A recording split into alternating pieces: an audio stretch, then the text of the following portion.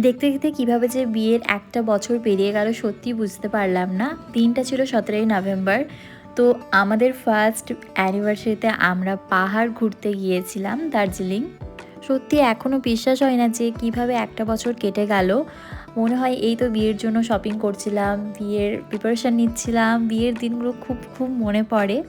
আর আমি মাঝে মধ্যে আমাদের বিয়ের ভিডিও দেখতে থাকি, তো আরোই মনে হয় যে না, এই তো সেই দিন বিয়ে হলো। যাই হোক, এরমভাবেই যেন পুরোটা লাইফ আমরা একসাথে কাটাতে পারি সুন্দরভাবে। ভগবানের কাছে এটাই চাওয়া। আর তোমাদের ভালোবাসা, তোমাদের আশীর্বাদ যেন আমাদের সাথে সবসময়ই থাকে।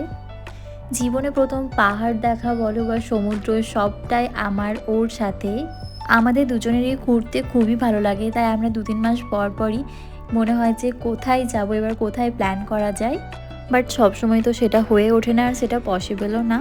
তো তাই আমরা সবসময় অ্যানিভার্সারি বা বার্থডে এইগুলোতে আমরা মনে করি যে কোথাও একটা বেরিয়ে আসি।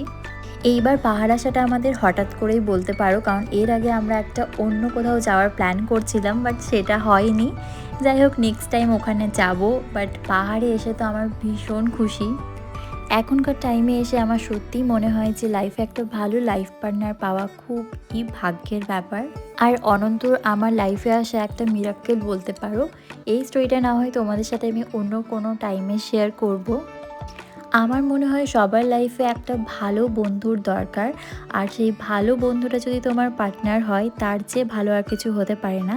তো অনন্ত আমার হাজব্যান্ড হওয়ার আগে সবচেয়ে ভালো আর কাছের বন্ধু, যার আমার দুঃখে সবচেয়ে বেশি দুঃখ হয়, আর আমার ভালো কিছুতে ও সবথেকে বেশি প্রাউড ফিল করে, আর সবচেয়ে বেশি খুশি ওই হয়। দেখতে দেখতে অনেক গল্পই করে ফেললাম তোমাদের সাথে। সবাই খুব খুব ভালো থেকো নিজেদের পার্টনারদের সাথে। আর দেখা হবে নেক্সট মিনি ভ্লগে। এখনকার মতো টাটা।